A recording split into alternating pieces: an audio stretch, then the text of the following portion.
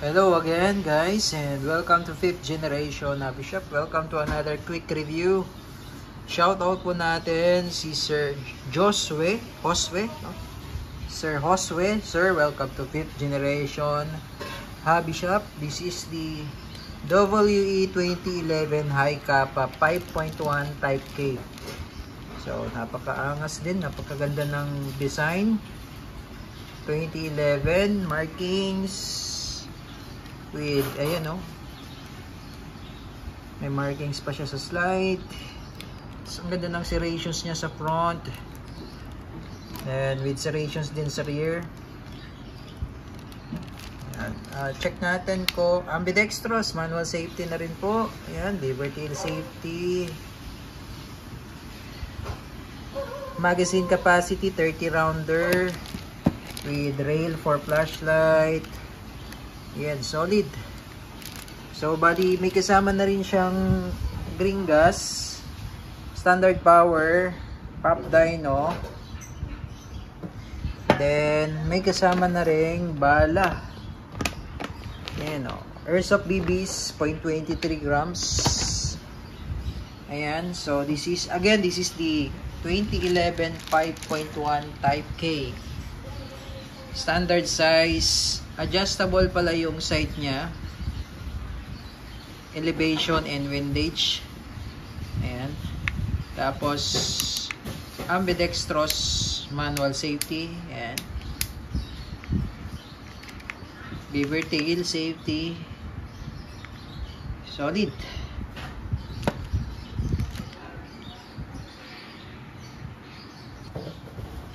So ito po yung kanyang magazine, 30 rounder capacity,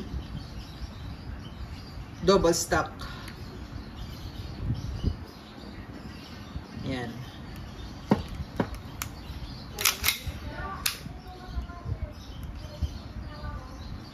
So bali nababaklas din po ito, babaklasin natin para malagyan po natin ng oil.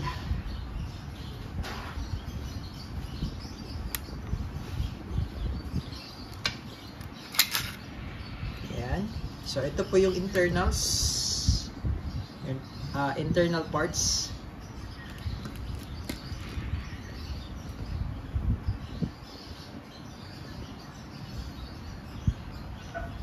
Yan, so lalagyan po natin dito ng oil para po ma-lubricate yung, katulad po nito walang ka-oil, para po ma-lubricate yung metal part na to.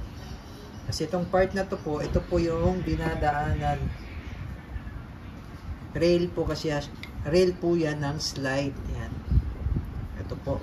Yan. So kapag wala pong oil yan, medyo maganid po. Tapos pag ibabalik nyo naman po, ito po, papasok na po siya dyan. Yan.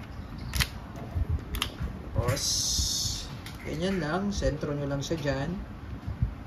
Lagay yung lock. Ayan o.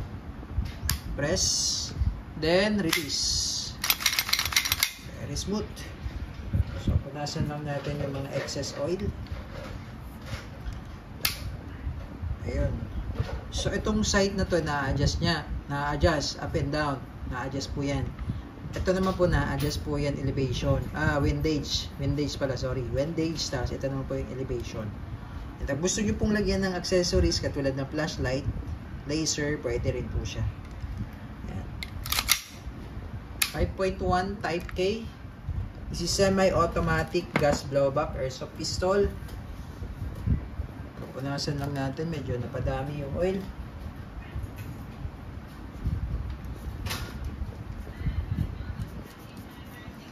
Yan.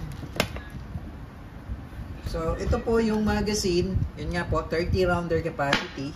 Ito naman yung gas. So pagka maglalagay po kayo, ito po yung nozzle ng gas. Dito nyo lang po yan itututok. Kaya dito po, sa part na yan. Ayan. Tapos ipe-press nyo po upside down. Then bibilangan nyo po ng 5 segundo. 1, 1001, 1002, 1003, 1004, 1005. Okay? Kasi wala po siyang gauge para malaman natin kung puno na. So is by estimation na lang po. Ito po yung bala. lalagyan po natin ng bala. Okay. Shoutout din po kay Sir Rolly and kay Sir Albert. Sir, salamat po sa pag-subscribe sa aming YouTube channel, 5th Generation Hobby Shop. So ito po pala ang advice namin dito, kasi nga 30 rounder to, mas maganda half lang. 4, 6, 8, 10, 12. Okay, half lang para po yung spring niya, kasi pagka puno po yan, hanggang dito po yung spring niya. So katagalan lalambot yung spring. At least hanggang ganyan lang yung spring niya. Hindi siya kumbaga compress yung spring. Tama lang yan. Okay? Okay, so testing. Ito po ay nasa 350 to 360 or 370 APS chronograph test niya. Okay, so again, this is the 2011 High Kappa 5.1 Type K gas blowback airsoft pistol.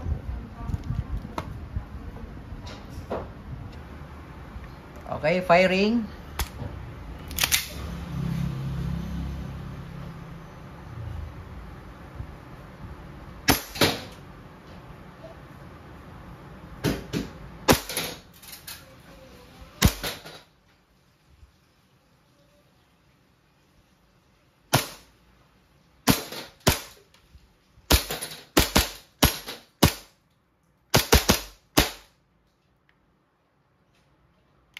Solid din. 2011, yan, nag-open slide na siya. Release the mag. Balik yung slide, then hammer down. Hammer down.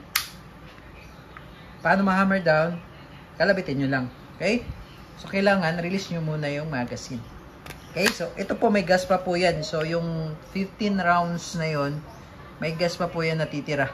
Okay? So, pwede pa tayo mag-reload. Ayan, so mag-reload tayo ulit para makita nyo lang po.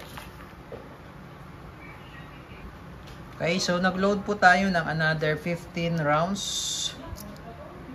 Ayan, so pero hindi tayo fill ng gas. Hindi tayo nagkarga ng gas. Yun pa rin yung kaninang 5 seconds. Okay, so insert. Sa firing. So, bali, wala na yung gas. So, nasa ilan pa to? 3, 4, 5, 6. Wala na siyang gas. So, indicator na wala na siyang gas, ito. Ayan, napipress yan. Napipress. Ayan o, napipress. So, load lang tayo ng mga 2 seconds lang. Okay, insert magazine.